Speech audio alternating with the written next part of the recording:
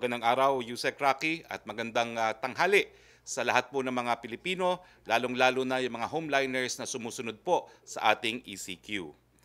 Ngayon po ay ikalimang linggo na ng ating ECQ. At siguro po, panahon na tanungin natin, nasa na ba tayo, ano na ating nakamit, at saan tayo papunta? Well, nasa na ba ho tayo?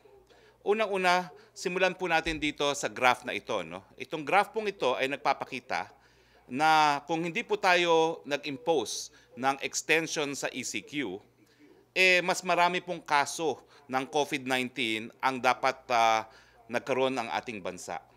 Kung hindi po tayo nag-impose ng extension, siguro po ngayon madodoble kung hindi matitriple yung numero ng ating mga kababayan na nagkasakit dahil sa COVID-19.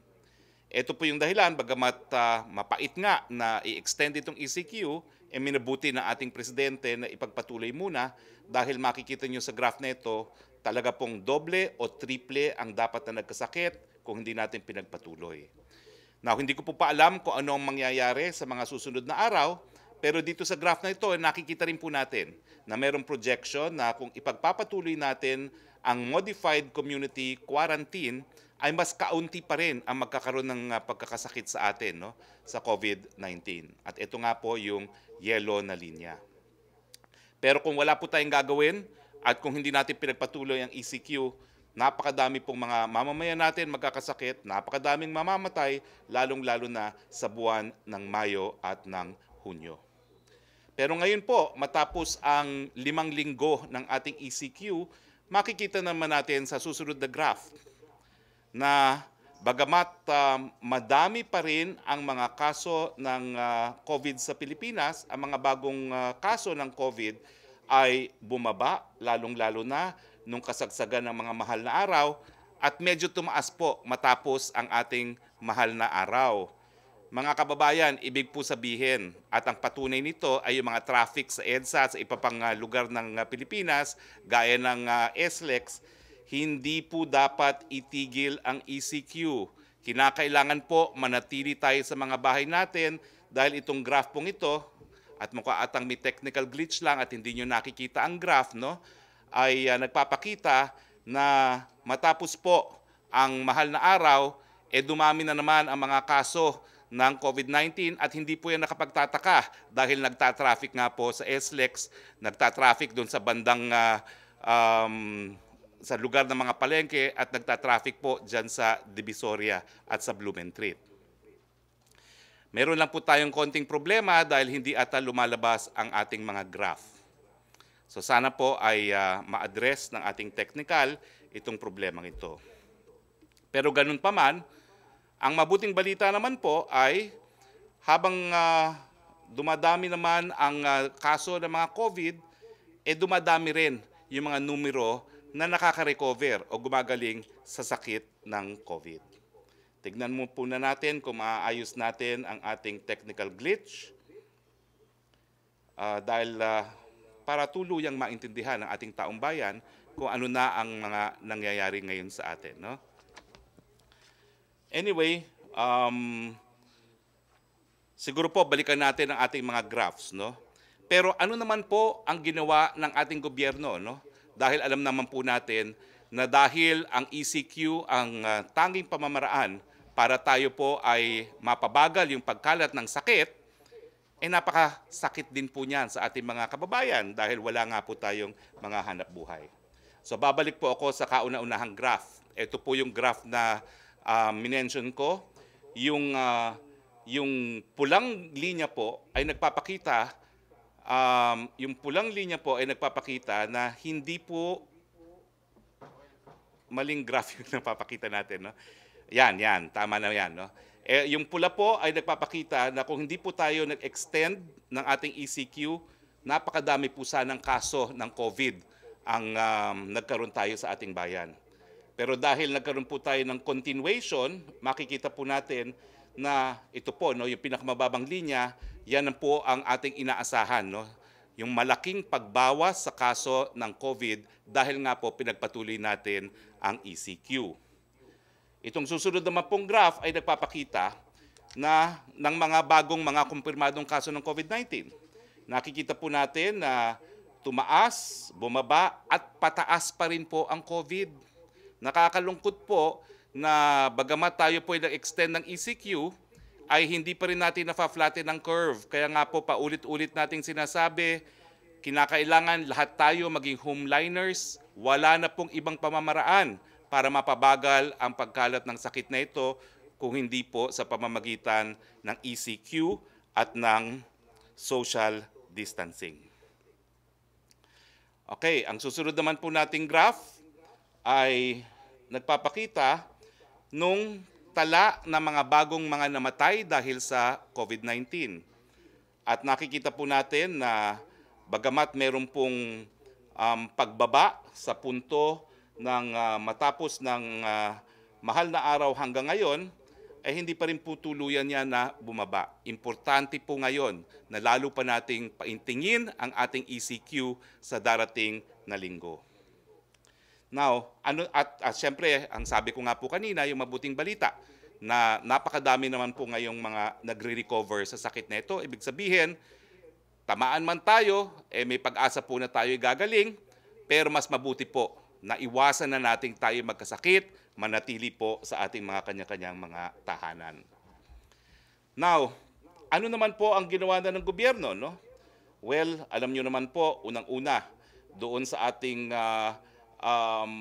ang ating gobyerno ay dalawa pong ginagamit para matulungan at ibsan ang kahirapan ng ating mga kababayan dahil hindi nga po tayo nakapagtrabaho habang tayo ay nasa ECQ. Well, unang-una muna, no, bago yung mga ayuda na binibigay ng ating gobyerno, meron tayong tinatawag na mga monetary policies. No? Yung ating central bank po ay nagbaba ng reserve requirements para mas marami pong pwedeng ipautang at mas marami pong salapi na umiikot sa ating ekonomiya. So far po, nagbaba po ang central bank ng kanyang reserve requirements sa mga bangko ng 2%. Kada porsyento po equivalent sa 110 billion. At ang suma total po ngayon ay meron tayong 220 billion na salapi na umiikot para po maibsan ang kahirapan ng ating mga kababayan.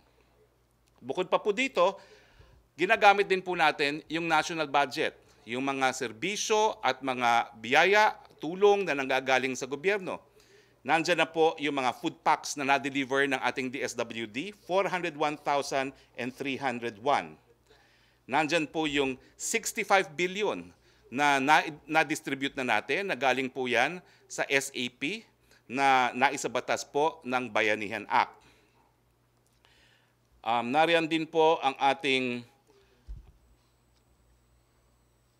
tulong galing sa Department of Labor and Employment. Nakatulong na po tayo sa 118,086 na mga manggagawa dun sa mga informal sector. Ito po yung mga nagtitinda sa palengke, mga hindi rehistrado sa mga employers, no? At tayo po ay namigay na ng halagang 206 million pesos galing po sa DOLE sa pamamagitan ng programang Tupad dun po sa mga informal workers ng ating ekonomiya. Para naman po doon sa formal workers o yung mga nagtatrabaho sa formal na sektor ng ating ekonomiya, meron na po tayong nabigyan ng biyaya na 167,941 na mga manggagawa.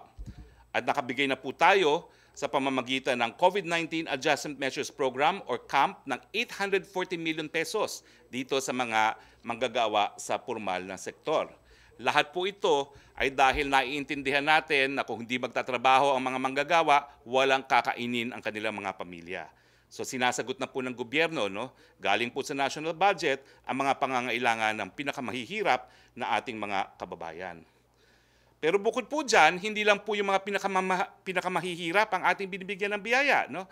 Pati po yung mga maliliit na mga negosyante, yung small and medium enterprises, ay binigyan na po natin ng 50 billion sa pamamagitan ng salary subsidy. No? At gaya po ng mga programa para sa mga mahihirap, magkakaroon po ng 5,000 to 8,000 pesos per month for 2 months ang mga nagtatrabaho sa mga small and medium enterprises dahil ito nga po ay sa katotohanan na dahil sa expanded community quarantine hindi po nakapagtrabaho yung mga empleyado ng mga maliliit na mga negosyo. Bukod po dyan, yung ating mga GOCCs, gaya po ng GSIS, ay nag-extend na po ng mga pautang sa kanilang mga miyembro. Ang GSIS, ang SSS at ang Pag-ibig po ay nagpautang sa kanilang mga miyembro ng halagang 20,000 pesos. Ang Pag-ibig po, nagbigay rin ng 3-month moratorium para dun sa pagbabayad ng interes sa mga housing loans. No?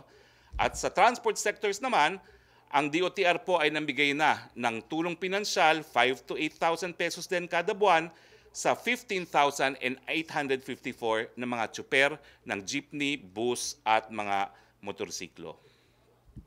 Sa PhilHealth naman po, sa period ng February 1, 2020 hanggang April 14, 2020, wala pong binayaran o babayaran ang mga nagkaroon ng COVID-19.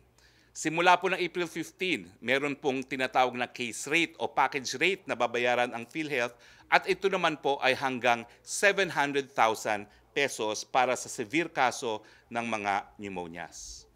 Ang ating mga OFWs ay binigyan din ng tulong ng ating OWA at as of April 15 po, meron ng 10,240 OFWs na nabigyan ng ayuda ng ating gobyerno. Meron pong 2,641 na mga OFWs na nabigyan ng temporary shelters. Meron na rin pong 3,347 OFWs na natulungan ng libreng transportasyon. At meron pong 3,688 seafarers na nabigyan ng food pack sa pamamagitan ng Tulong Marino Program. Meron pong mga 564 OFWs na stranded sa Clark na nabigyan ng pagkain, akomodasyon at tulong sa transportasyon. Ang suma total, meron na po tayong 96.53 million na na-release para sa 9,653 OFWs na tagsa 10,000 po kada isa as part dong sa tinatawag na programang Benefits Availment Program, BAP, ng COVID-19 Relief Assistance. Lahat po ito ay dahil nga kinakailangan mabigyan ng pagkain at iba pang mga pangangailangan ang lahat ng Pilipino bagamat tayo po ay nag-ECQ para po masalba ang buhay ng ating mga kababayan. Ang sabi nga po ng World Bank, ang impact ng lockdown ay patuloy. Kinakailangan pong ipatuloy ang social distancing. Kinakailangan isalba natin ang mahigit kumulang 100,000 lives at kinakailangan bigyan natin ng oras at panahon para ang ating health system ay magkaroon ng pagkakataon na magbigay ng serbisyo sa lahat ng mga ngailangan. Ulitin ko po, yung ECQ, pinabagal lang ang pagkalat ng sakit dahil hinahanda po natin yung ating health system para magbigay ng serbisyo sa napakadami pang pupwedeng magkasakit ng COVID-19.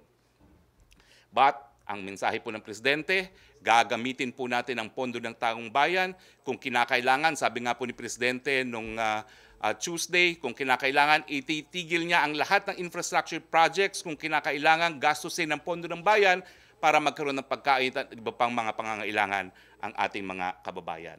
Sagot po tayo ni Presidente Digong. Now, siguro po ngayon, titigil na ako at sasagutin ko na po ang mga katanungan galing po sa mga miyembro ng Malacañang Press Corps. Si Joseph Morong atang unang magtatanong. Joseph? Hello, sir. Yes, Hi, Joseph. sir. Good morning. Good morning. All right. Okay, sir, yun po muna sa ECQ sa April 30, no? Do you think that we can flatten the curve before or on April 30? Well, sa available data po natin, and April 30 is only 1 week away, sa ngayon po, hindi pa po natin na-flatten ang curve, no? At in an ideal world, Joseph, no, habang hindi natin na-flatten ang curve, in an ideal world, dapat ipagpatuloy ang ECQ. Pero ang realidad nga, kinakailangan din magkaroon ng kabuhayan ng ating mga kababayan, kaya ngayon pa lang po ay nag-uusap na ang IATF, ang miyembro ng gabinete, at nag-e-explore ng mga options kung paano nga ang gagawin. No? Pwedeng ipagpatuloy ang ECQ, pwedeng magkaroon ng modified ECQ, pero gaya ng sinabi ko nung huling press briefing natin, humahanap tayo ng balanse between yung obligasyon ng Estado na protektahan ang kalusugan ng mga mamamayan, doon naman sa karapatan ng mga mamamayan na magkaroon ng hanap buhay. Yes, sir. So do I take to mean, sir, that as far as resources go, we cannot sustain an extension? Well, Kasi hindi ko parang po wala sinasabi namang... yon. Dahil remember, dun sa Bayanihan Act na pinasa ng Kongreso, yung 205 billion ay para sa social amelioration lamang. Pero binigyan po ng kapangyarihan ng Presidente na mag-realign ng mga pondo, no? Lalong-lalo na yung galing sa mga GOCC. At ang aking huling pagkakaalam, we have at least 195 billion that we can already realign, no? Pero gaya ng aking sinabi, no, hayaan na muna natin magkaroon ng mas malawakan talakayan sa IATF dahil naintindihan naman natin na pinaka-importante pa rin ang buhay. Okay, sir, just one last on that aspect, no? The sense that I'm getting from Secretary Nograles and your statements now is that we are going to lift, and it's just a matter of, or it's just a question of degree. Is that correct? Ay nako, hindi ko po pwedeng sabihin na tama yon, no? Ang mabibigyan kong impormasyon ko lang, ako mismo ay nakarinig na po ng ilang mga suhestyon galing kay Presidential Advisor Joey Concepcion at kay Finance Secretary Sunny Dominguez ng mga posibleng scenarios. At kasama po sa mga scenarios ay yung parang pwede nating tawaging limited ECQ, no? Ang mga napakinggan ko, pwedeng magkaroon ng limited ECQ on the basis of geographic location, on the basis of comorbidity, yung mga taong may sakit, on the basis of particular industries, pero wala pa pong desisyon at malinaw naman po ang Presidente matapos ang pagpupulong na yon na pag-iisipan pa niya itong bagay na ito. Alright, just last two questions, sir. Can you elaborate more on the protocol ng rapid testing dun sa mga tao na makikipagpulong kay Presidente? Well, unfortunately po, And sa that's totoo lang, suspected. no? Let me make this very clear. We make no apologies for the fact that we are protecting the life of the President. Gagamitin po natin ang lahat ng resources na kaya nating gamitin para protektahan ang Presidente dahil ang Presidente po hinala ng taong bayan para mamuno sa kanila, lalong-lalo na sa mga panahong krisis gaya nito. Yung rapid testing po, ginagamit kasi po ito ay mabilis at ito po ay mura compared to PCR. Kung ang PCR nga po ay mapapadali, siguro gagamitan natin ng PCR ang lahat ng gustong makipagpulong kay Presidente, pero 5 to 7 days nga po ang resulta ng PCR, so imposible. Now, ito rin po yung rapid testing kits na ang sabi ng Presidente, he is authorizing the use of the purchase of rapid testing kits using public funds despite the objections of certain quarters dahil hindi pa raw nasusunod yung probisyon ng batas na ating sinulong, yung Universal Healthcare, na kinakailangan may approval ng Health Technical Committee. No? Ang sabi ng Presidente, I assume full responsibility. I authorize the spending of public funds for the purchase of rapid testing kits, but they will be used in conjunction with PCR. So ang plano po ngayon, dapat magkaroon tayo ng 900,000 PCR testing and about 2.2 million rapid testing kits para magkaroon tayo ng accurate statistical sample sa extent ng pandemic sa ating bayan. Pero sir, yung accuracy nun, kasi may mga nagsasabi ng rapid test kits not very accurate. So ibig sabihin in terms of protecting the President, are you really protecting the President by using just the rapid tests? Well, let's just say that we're hoping that the President is more protected using rapid testing because in the first place, the PSG will not allow anyone with symptoms to come into the palace. Okay.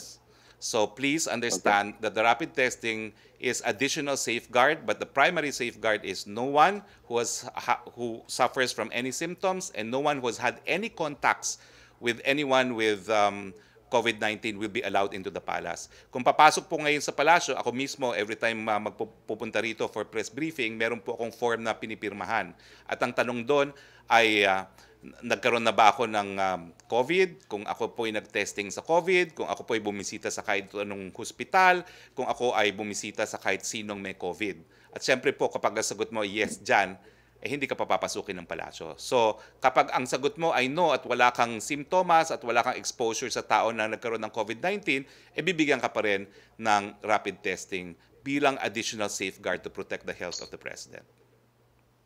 Sir, last questions na lang on the resources. Ang sinasabi naman ni Presidente yung CCP and TICC, medyo sa super dulo na yan, di ba? Yes, but if we of course. do run out of resources, why did the President specifically mention CCP and TICC? No as reason. assets that can be sold? No reason. I think it's just to emphasize that we have to sell physical assets. He will, because he will give primary importance to the health of the people. Mas mahalaga po ang kalusugan ng ating kababayan. Kung kinakailangan, ibebenta niya yung mga infrastrukturang yan para gamitin ang proceeds sa pangangalaga ng kalusugan ng mga kababayan natin.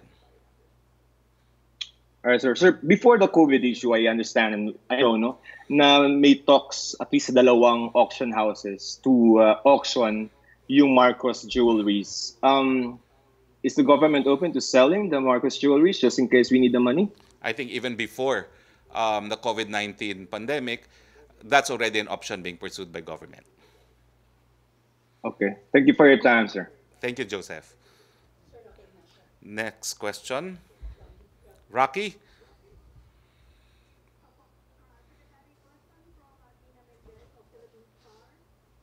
Comment from Malacañang on the move of the National Democratic Front of the Philippines to call the attention of the United Nations on the alleged atrocities committed by the government during the ceasefire while there is a COVID-19 crisis.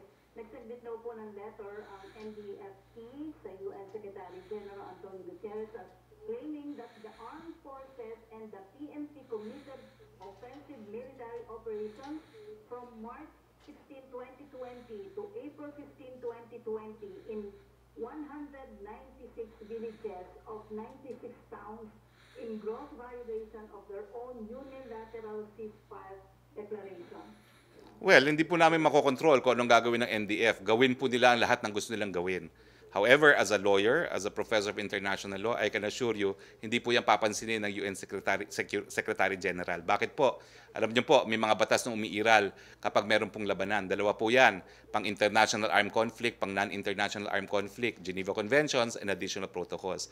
Kaya po meron tayong ibang mga batas na umiiral sa labanan na hindi po pang international, kasi po ayaw ng mga bansa sa daigdig na bigyan ng kahit anong status ang kanilang mga kalaban na mga domestic gaya ng NPA at CPP. So sa atin po, ang buong daigdig nagkaisa, kriminal pa rin po ang mga grupo gaya ng CPP at NPA at kahit ano pong gawin nila, tatratuhin pa silang kriminal. Kaya nga po naniniwala ko, wala pong gagawin ang UN SecGen dyan dahil hindi naman po nagpoprotekta ng mga kriminal ang UN system.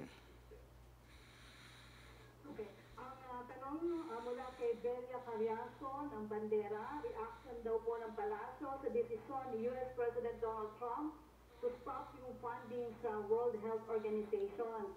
Magkakos ba ito ng concern since at stake yung worldwide campaign against the pandemic? It's not for the Philippine president to tell other presidents what to do. Pero tayo po, suportado po natin ang WHO dahil nakita naman po natin na kung wala pong WHO, wala pong namuno sa coordination dito sa laban natin sa sakit ng COVID-19. So sana po lahat ng bansa ng daigdig ipagpatuloy po ang kanilang kooperasyon sa WHO at importante rin po ang pagbibigay ng pondo sa WHO. As far as the Philippines is concerned, we stand committed to the WHO and we will give our contribution when the need arises. Okay, second question ni Belia. Patahin ko na rin, although alam ko po meron ng update dito ang Marikina City. Yung decision daw po niya ng Marikina City Mayor Marcy Chidoro to push through with the opening of the city's testing center. Kasi inireklamo daw po yung alleged kabagalan ng DOH to process yung accreditation ng lungsod despite na merong national emergency. Pero Secretary, may update na po dito pero binasa ko rin para alam niyo po yung tanong. Well, alam niyo po, nung huling press briefing, dapat nasagot ko yan, no? Pero ang posisyon po ng presidente, hindi naman po pwedeng baliwalayan ang DOH. Dahil ang ginagawa lang naman ng DOH, sinisiguro na hindi kakalat yung sakit. Dahil kapag ikay may testing laboratory, you're dealing with a virus that is highly contagious. So ang gusto lang makita ng DOH, yung laboratory nila, ay merong enough safeguards to guarantee nga dun sa pagkalat ng virus. Pero at the same time, nakikiisa rin po ang presidente sa lahat ng initiatives ng local government units para magkaroon ng kanilang mga sarili-sariling solusyon sa kanilang mga geographical territory. Naiinip din po talaga ang presidente minsan sa bagal ng ilang mga departamento natin. At ang patunay nga dito ay yung decision niya na siya na nga ang mag-authorize ng bumili ng rapid testing kits dahil nababagalan siya sa aksyon ng mga bureaucrats. So sa akin po, ang aming nakitang solusyon dyan, hihingin po namin ng DILG na mag-mediate sa panig ng DOH at ng Marikina City. No? Wag naman po nating i-discourage ang initiatives ng LGUs, pero at the same time, mga LGUs, wag naman po natin baliwalain ang safety standards ng ating DOH. Okay. Mula po kay Francis ng Daily Tribune, kumusta na daw po iba mga cabinet members? Wala bang quarantine? In good health ba daw po lahat? At kailan ba daw po mag-uumpisa yung rapid test sa Malacañang? Meron na po bang nag-COVID positive sa mga pumapasok? Well, sa mga gabinete, nakatanggap lang po ako ng welcome back messages sa kanila, no? At ang alam ko ay kung anong alam ng taong bayan din dahil hindi pa ako nakaka-attend ng full cabinet meeting. Ang nakita ko lang po so far is si Secretary Sani Dominguez, Secretary Carlo Nograles, si Secretary Bautista at yung chief po ng ating IATF, si General Galvez. No? At lahat naman po sila ay mabuti ang kalusugan. Ang alam ko rin po, nasa voluntary quarantine pa rin si Secretary Briones. At beyond that po, wala naman pong ibang miyembro ng gabinete na nagkasakit na ng COVID-19. Bukod po kay Secretary Anyo na ang paniwala ko po ay nakasa quarantine pa rin. Ang status po ng COVID testing, hindi ko po alam kung kailan sila nagsimula. Pero napansin ko lang po nung ako'y pinatawag ng presidente on my first day as a presidential spokesperson last Tuesday, binigyan din po ako ng test na yon. Pero ang tingin ko po, hindi po ito nasimula ng matagal ng panahon na dahil ako rin po ay namigay na exact same rapid testing kits at kailan lang naman po yan pumasok sa ating bayan. Tanong po mula kay Rosalie po sa UNTV, ano daw po ang posisyon ng Malacañang sa mga criticism against the effort ng Duterte administration to contain COVID-19 sa bansa dahil po substanding sa ASEAN, leading na po ang Pilipinas bilang COVID-19 positive cases. Sa 10 bansa kahit wala pa po ba tayong mass testing, mas marami din po ba tayong casualties compared sa ibang ASEAN member states? Well, hindi po natin madideny yung datos na yan. No? Pero ang ginagawa nga po natin, unang-una, nananawagan, nakikiusap sa lahat ng mga Pilipino. Ang dami pong pasaway sa atin. At dahil po dyan, number 1 na naman tayo sa ASEAN sa dami ng COVID-19. Nakakahiya po yan. Itigil nyo na yung pagiging pasaway. Manatili kayo sa inyong mga tahanan. Kung ikukumpira nyo ang ECQ sa ibang bansa, sa Singapore, lahat sumusunod. Sa Malaysia, ganyan din. Dito lang sa Pilipinas, nagkaroon ng traffic sa SLEX at sa Divisoria, despite ECQ. Mahiya naman po tayo. Hindi ko na po natin i-deny dahil dapat tayo mga Pilipino mahiya dahil nagpapakita tayo na walang disiplina. Samantalang, ginagawa naman po natin to dahil nais nating maiwasan na magkasakit ang ating mga kababayan. So pakiusap po galing sa inyong presidente, maging homeliners po tayong lahat. Mga nanay, pwede ba ho, kayo na ang mag-enforce nitong ECQ sa inyong mga tahanan? Mabuti po yan, pag in-enforce nyo yan, hindi makakabisita sa mister, sa kanyang kulasisi. So para nyo ng awa po, stay in your homes. Now, nonetheless, we have taken steps. As you know, we have started our mass testing only recently. Totoo naman po, compared to other countries, medyo nahuli tayo dyan, but it is now underway. And the target is 900,000 PCR testing, 2.2 million rapid testing.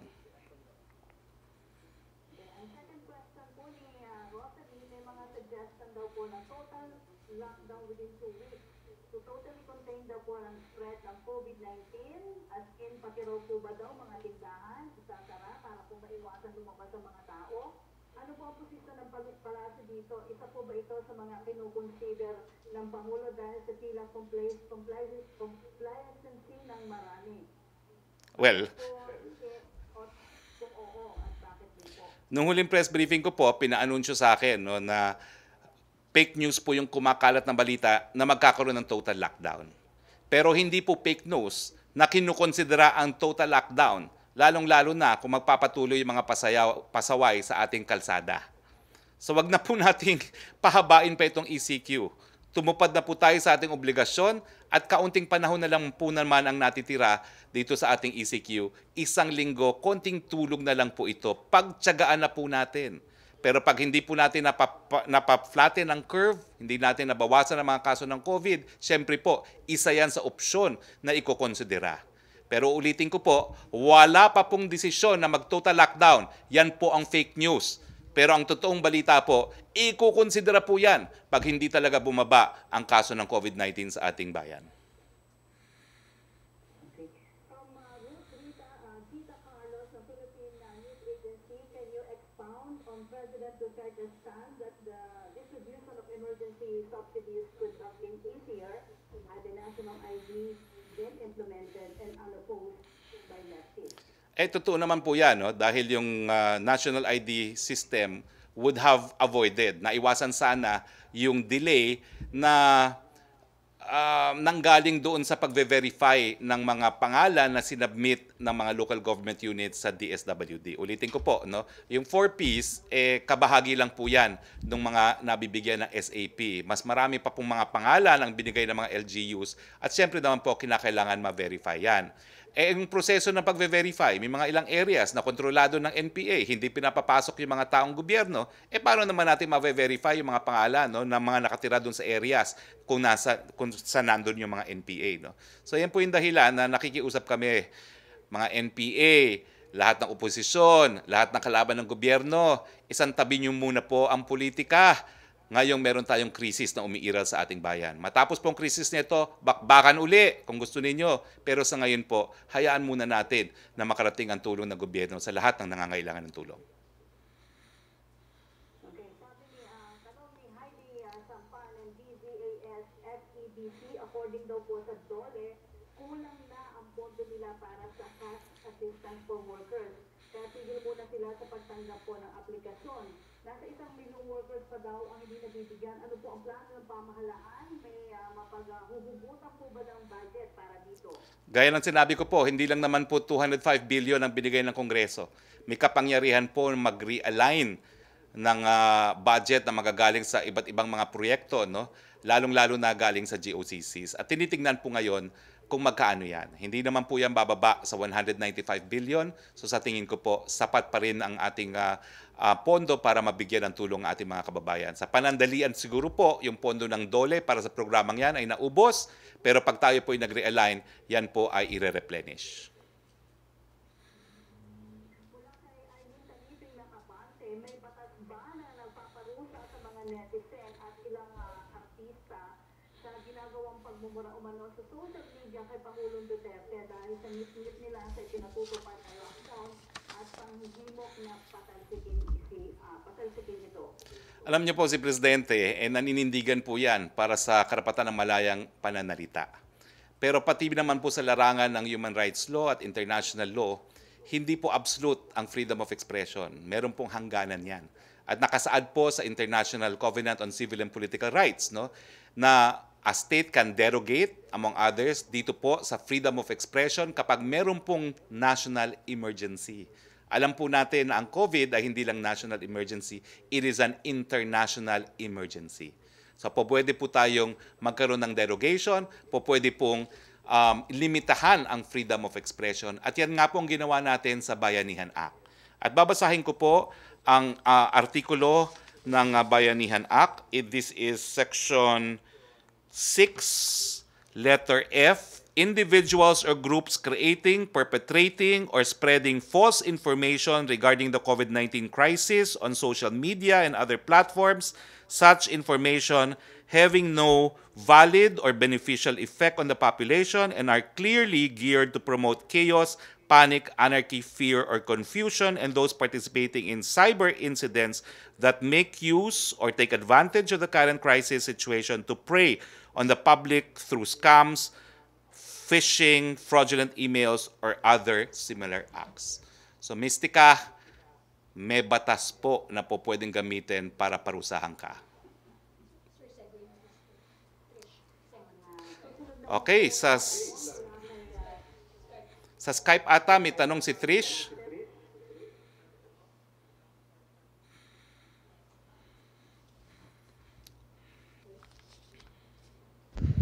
Hello sir, magandang tanghali po. Magandang tanghali, Trish. Yes, Secretary Roque. Kasi since in-announce po ni President yung possible treatment via antibody, marami yung na-curious, especially friends from the medical community. Number one, in case po na maging available to by May, nakikipag-usap na po ba yung government natin to get hold of this antibody treatment just to make sure na meron tayong supplies or slots for it, sir? Well, alam niyo yung antibody treatment ay kumbaga clinical studies pa rin ang ginagawa. Ang alam ko ang PGH ay isa doon sa naggagawa ng ganitong clinical studies, no.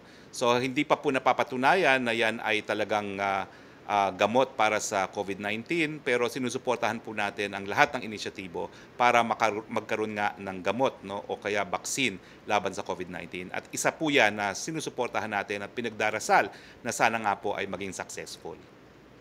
Pero kung pinag-uusapan po natin yung antibodies treatment, yan po ay sa PGH ata ginagawa, no? At kung mayroong mga ibang bansa na gumagawa rin yan, syempre po, susuportahan po natin yan at inaasahan natin na kapag yan naman po ay napatunayang gumagana, lahat po ng mamamayan sa daigdig nito ay makikinabang. Pero sir, yung sinasabi po kaya ni President na antibody treatment that will possibly be available by May, saan po kaya ito sir nakuha? Was it an advice to him or baka may kausap po siyang pharmaceutical company rin? Hindi ko po alam sa ngayon, no? Pero ang nababalita nga pong nag-conduct ng clinical studies ay yung UPPGH ngayon. Sir, since the administration is friends with China, in case po ma-discover yung gamot or yung sinasabi pong antibody treatment doon, as nabanggit ni President sa speech niya, priority po ba yung Philippines sa mabibigyan? Inaasahan natin dahil BFF naman tayo ng China, no, na kapag sila ay nagkaroon ng gamot na ganyan, unahin naman nila tayo, no? Alam ko na unahin pa nila yung mga kalaban nila. Sir, finally, no, yung kasi kahapon po na report na dumadami yung violations, marami pa rin yung lumalabas despite the ECQ. Ano po yung reaction ni President to this? And aside from that, sir, kung ililift kasi natin yung ECQ, hindi po kaya mas magiging delikado na kung ngayon pa lang marami nang nagpapasaway, how much more, sir, kung wala ng ECQ? Is that something that the task force is also considering? Well, I cannot speak for the task force. I only speak for the President. And as Chief Executive, he has supervision over all local government units. Panawagan po ng Presidente sa lahat ng mayor, sa lahat ng mga barangay captains, ipatupad niyo po ang ECQ sa inyong mga LGUs. May kapangyarihan po ang Presidente na parusahan ang mga mayor at ang mga barangay captain na naging pabaya sa ganitong katungkulan. At dito po sa Bayanihan Act, specifically penalized din po ang hindi pagsunod sa ECQ at ang hindi pagpapatupad ng ECQ sa kanya-kanyang mga LGUs, no? So, ang panawagan po ng Presidente sa mga lokal na mga namumuno, huwag po kayong maging pabaya.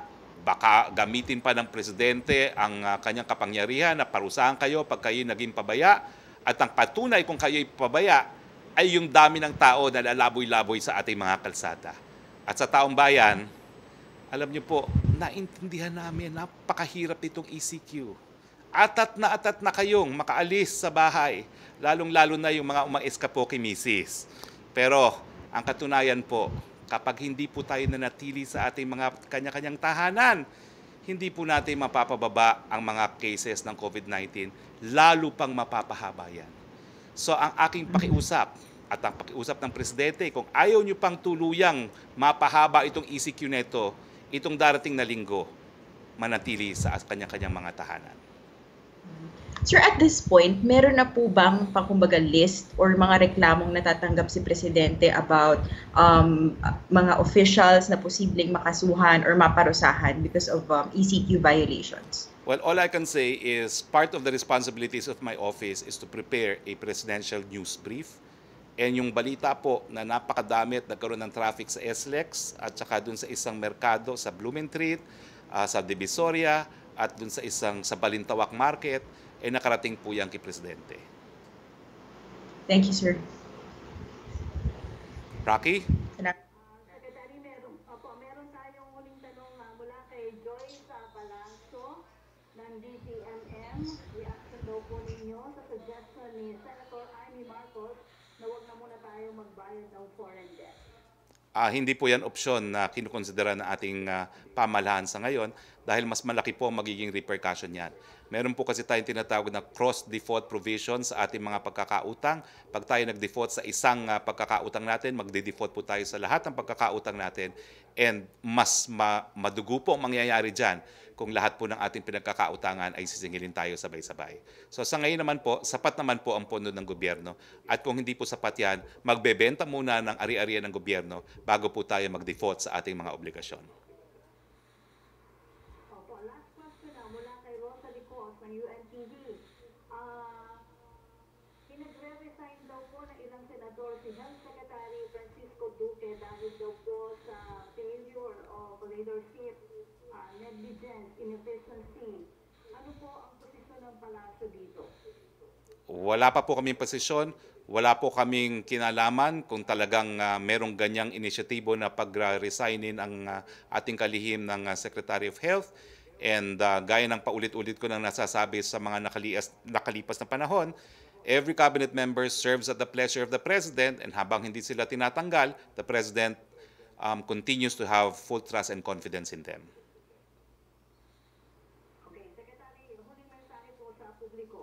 Ay, naku, ulitin ko lang po. Wala po kasi kaming press briefing pag Biyernes. So ito na po yung ating huling press briefing sa linggong ito. Atat na rin po kaming mga tao ng gobyerno na makalabas at makaikot. No? Pero yung ating, kung tayo po'y makakalabas at makakaikot, ay depende po yan sa mangyayari na sa susunod na linggo. Pakiusap po, manatili sa ating kanya-kanyang tahanan dahil ito naman po ay para sa ating kabutihan. Pag ginawa naman po natin to, we will heal as one.